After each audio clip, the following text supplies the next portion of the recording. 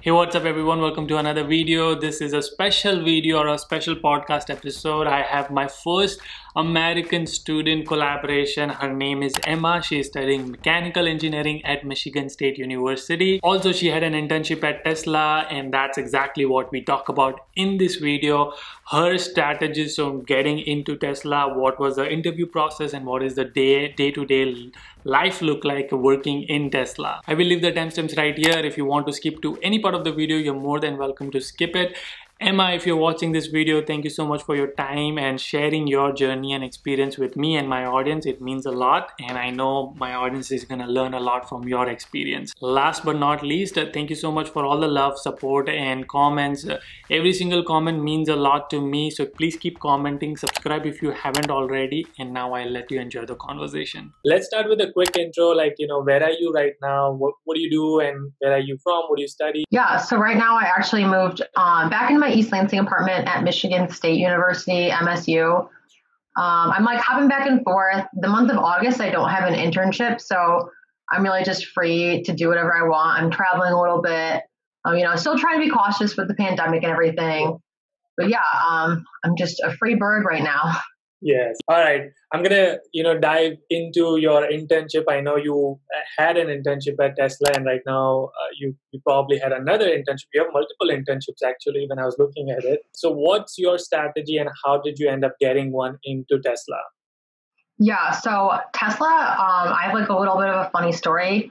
So last summer I worked for PPG Industries. They're like a huge paint and coatings company. Everyone knows Sherwin-Williams, but PPG is also up there. Yeah, so Fortune 200 company. It was towards the end of my internship, and there was the intern co-op coordinator at Michigan State. He emails everybody, just to like email everyone, keep everyone up to date. But I replied to one of his emails for like the first time, and I asked him, I was like, hey, I really want to do something different. I did the internship this past summer, but I want something different. I want like real work. I really, really want to go West Coast because I really just wanted the opportunity to go over there.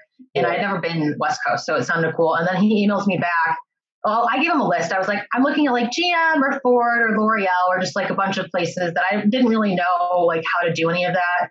But then he emails me back and he's like, okay, those places sound cool, but like, have you thought about Tesla? And he's like, we can get on a phone call about it. And I was like, oh my gosh. Tesla, like I didn't even know we had a partnership with Tesla. So yeah, we like had a phone call about it, and he asked me how the PPG primers program was, and I told him about that. And then he was like, okay, so if you're looking at Tesla, here's what you got to do. Like you're gonna get off the phone and like tell me everything you learned at this internship, and then like email me and tell me why you want Tesla, and I will give it to like the recruiting team at Michigan State, and it will like get to the Tesla recruiters. Wow. So that's what I did. So it's very interesting. So internship coordinator at Michigan State University. So you guys have like a special coordinator who helps you with all the internship search? I think, yeah. If you reach out, you can communicate and get with that person. A lot of people don't use, his name's Kyle. They don't use Kyle as a resource.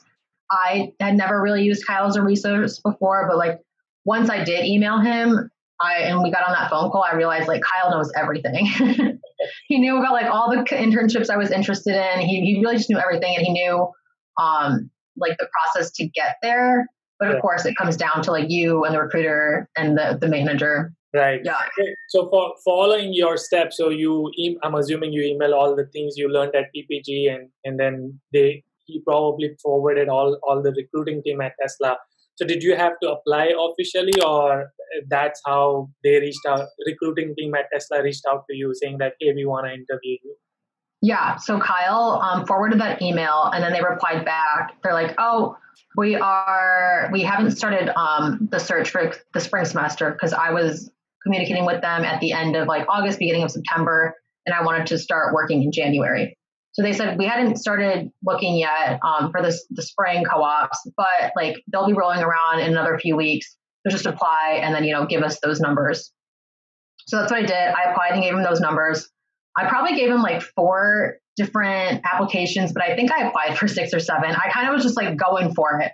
Yeah. But the good thing about West Coast is they kind of don't care as much. Like it doesn't seem as needy to them. It's really just like really cool. And they're like, okay, she seems interested. Like maybe she doesn't know what she wants to do, but she's obviously interested in the company. Right, right. That's awesome. So, and then like, what was like once you got accepted? What was the first like interview round? Like, was it recruiter calling you like, "Hey, we want to interview you," or like they asked you started asking questions?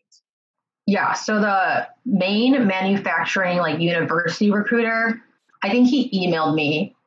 His name's Tim. He ended up moving up, but his name's Tim. And I'm trying to think. Yeah, he emailed me and was just asked for, like a time to do like a really quick screen interview. Mm-hmm. And because that interview was more so of the like, are you qualified at all for this type of job? And so we did the interview and he was like, wow, your credentials look great. We're going to do another interview. And then if that looks good, like we'll do a hiring manager. Oh, nice. And what was the position you were interviewing for? So the position I interviewed for, ended up interning for, was like a quality engineering intern role in the paint shop in the Fremont factory. Nice. Yeah. So I honestly don't remember if I actually ever applied to that job, but the recruiters are really good at figuring out if you're like somewhat qualified and then kind of sending you that way. Got it. Okay. Yeah. And then what happened? Like, so you got first round, second round, and then they moved you to a hiring manager. What was it like? Were you freaking out that you're having an actual interview, or? So like when I figured out I was going to do like the interviews, I went back to Kyle, that internship coordinator for MSU, and I like had a meeting with him, and I had a meeting with two other people. For two other people who had previously interned at Tesla from Michigan State, and then I like linked and connected with another one. So I like really prepped for my interview. But then when it came time for the hiring manager, he didn't ask me super technical questions. Like it was just honestly a really good conversation. And we kind of just like clicked, how like some people just click, or you like, we use the word vibe, like whatever you want to say. Like we just really got along and our personalities just clicked. So, I mean, I was qualified for the job, but also we clicked. And I think ultimately like that's what ended up happening and how I ended up getting the internship. Yeah. Can you share a little bit about like what kind of preparation? So I know you said that you reached out to previous interns at Tesla. Yeah. So I was like interested in the hiring process, but also interested in like the culture of Tesla. And then if you were to get hired, what's around the area, what you would do, transportation, kind of just like everything that had to do with the job and the internship itself. So when the first person I asked, Kyle, he actually didn't know too much about it. So he showed me to another past intern. Mm-hmm. So she just kind of like told me everything that she knew. And she was there when they worked on the Model 3. So she like was there when it was super busy. But yeah, she kind of just like word spit everything at me, and I just took notes on my phone really fast. Yeah. And then I came back another day, like a week later, for another intern who had previously worked there. And because the first intern, she had only done the one internship with Tesla. And then the next previous intern I met, he had done, I think, 3 internships with them. So he kept coming back and doing more. And he also just like told me everything he knew. So, I just figured it was better to get as much information as I could versus like less. Right. And they did give me like some tips and tricks for the interviews and whatnot. But I think my interviews compared to a lot of other people's I know were probably a lot less technical. Right. Maybe because like I did have the experience, and when I talked about like my previous experience in the projects I did beforehand, they might have known that. Mm-hmm. But yeah, they didn't ask me, I would say like super, super tough questions, but also I guess that could be relative because I could think something's not hard because I would know it. Yeah. What are some of the important tips and tricks according to you for someone who wants to apply at Tesla for internship? I would say use your resources. If your school has a partnership or somebody that had previously interned there, like reach out to them because they might know the recruiter. A lot of people do move around pretty quick in Tesla, so a lot of the recruiters might move up, but they might know one that's moved up or one that's still there for the university part. Past interns are going to know a lot because obviously they've worked for the company and they're going to know the culture. But also like, don't be afraid to maybe like, if you cold email or cold message on LinkedIn, like it still shows you care. It is still better than nothing. Right. But also just, apply online, and then don't be afraid because Tesla might ask you to do the internship like 2 weeks before it starts. And that's just kind of how they work. They just like realize they're like, we just need somebody, we need it quick, and we need someone who's qualified. Right. So it's okay. Like, don't be afraid to just kind of like pick up and move. Right. Right. So what was it like your day one? Like, what was it? What were your feelings? What were your thoughts? Like, how was your day one at Tesla? Yeah.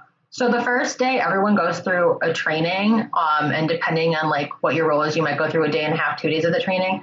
But my first day, like actually on the job, was kind of a lot. It was overwhelming. Yeah. I walk into the factory. My mentor met me. We walked through to get to the paint shop. You have to walk through the entire factory, and then outside, and then you get to the paint shop, and then you have to have clearance to get even into the paint shop. Wow. Wow. Yeah, so it's like I got to see everything in the factory, and like it was so cool to see the entire automotive line, but also it was like super overwhelming. And then I get to the paint shop, and I thought I would know something, having a little bit of paint coatings background, but I went on a tour of the paint shop with my mentor, and I kind of didn't know anything. Well, I'm sure after your 16 weeks, you are now pros, like you know a lot of it because of your experience. So what's your day two once you got used to your training and got done? Like what does your day look like? What is it, and what was your responsibilities like? Yeah, so my team came in 7:30 to like anywhere. They might have left around 4:30, 5, 6, depends on the day. Silicon Valley culture, work ethic. Yeah. But yeah, so yeah, definitely came into work. And I would just do my projects. I had like probably like 4 or 5 projects at a time. I was trying to figure out and do. A lot of them were kind of like really fast research type of things. I would go and like test a product and then figure out if that worked or not, and then relay that message back to the team and my mentor and hiring manager. So a lot of my days looked like that. Some of them I spent like in the paint shop on the line testing products. Yeah. And then a lot of days I like tried to learn CATIA. So some days I would like sit and learn CATIA. A lot of some Excel stuff. But yeah, a lot of it was like going out into the paint shop or going out into the factory and just like kind of doing a little bit of research or like product testing. And assuming your testing is like, how would you even test like what do you test? Like, okay, is this the color right, or is it the paint done right? Like, it's so interesting. I've never done anything like this before, so it's very fascinating to me to learn about this. Yeah, so like that's more of the text jobs are more of like the color and theory matching, and the people who are from the paint companies that we would use would do more of that stuff.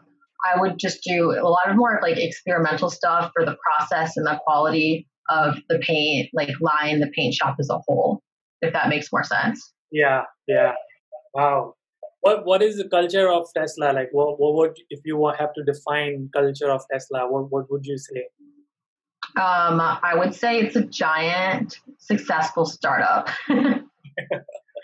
So, I mean, I think I'm not the only one, like a lot of people say that, because Tesla as a company it's very relative new, but also it's super successful and, now even more profitable than General Motors and Ford combined. Yes. Totally. So yeah, they've got the numbers, but also they've grown so much over the past decade that it's hard to keep up with that growth. So it still is more of a startup culture. Yeah. It's kind of like chaos, but like manageable chaos everywhere. But like kind of like barely manageable chaos, but also looking at the quarters and making sure everything is running. Yeah. So yeah, there's a lot going on. So what's the one thing, if you have to say, you learned from your Tesla internship? So Tesla internship, I would say I've had 3 internships, and I would say the Tesla internship for me was the hardest. And I really just learned that you have to like keep persisting and keep trying for a lot of my projects and like my day-to-day tasks. I would just have a lot of questions, and sometimes it's hard to figure out who to ask, but also you're like, do I even know what to ask? So it's a lot of it is like taking in information, but just like keep trying, keep persisting, honestly, let's just like keep bugging the team. Yes, that is so. I just made a video on this very much topic. When I was an intern 5 years back, I say the same thing, like, make sure that you reach out and don't just spin your wheels. because you can just, endlessly keep spending bills without knowing what to ask and what to research for. So always ask for help if needed. So yeah, that's awesome. Is there anything you wanted to give tips to students who are looking for internships? Yeah, for sure. I would say just for internships in general, don't be afraid to just like apply to something random if you would really like it. And then also, of course, try to just like reach out to recruiters or past people who had been in a similar position. I never had done that until they like told me to do that for Tesla, and they showed me like that path to do. So yeah, just keep trying, because I know like applying for jobs and internships and a lot of stuff, it's so discouraging, and you can apply for like 100 and get maybe 2 interviews. Yes. So just keep at it. Yeah. Just keep at it. That will motivate a lot of my audience, because a lot of my audience is international audience, international students who are studying in United States, and they used to think, or they still think that, and I used to think that it's only international students who face so many rejections. But when you say that even applying 100 companies and you might get 4 interviews, that makes me feel better, and I hope that makes everybody feel better. Because it's not for sure. So moving on to this fun segment round, I have like 6-7 questions. It's like, very rapid fire. You have very few seconds to think about, and it's like what either or type of questions. Okay. First one is tea or coffee? Coffee, but I like tea, but coffee because I need more energy. Nice. Mornings or evenings? Oh, I'm a morning person, 100%. Nice. Cat or dog? Cat, because I want to travel more. Okay, nice. California or New York? That's hard. California weather, New York mindset. Nice. I like that answer. Elon Musk or Steve Jobs? Elon.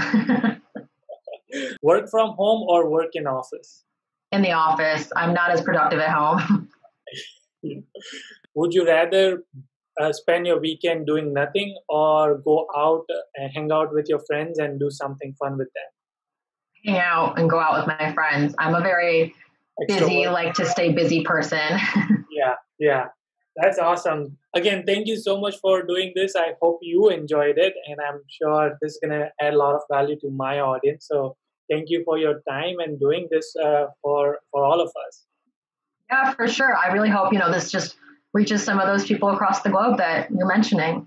Yes. Yeah, absolutely. And is it okay if I mention your LinkedIn profile? Yeah, for sure. Go ahead. Okay, awesome. Your LinkedIn might get flooded, and if it did, I apologize in advance. That's how I found you. So I'm glad that I'm sure people are going to start reaching out to you.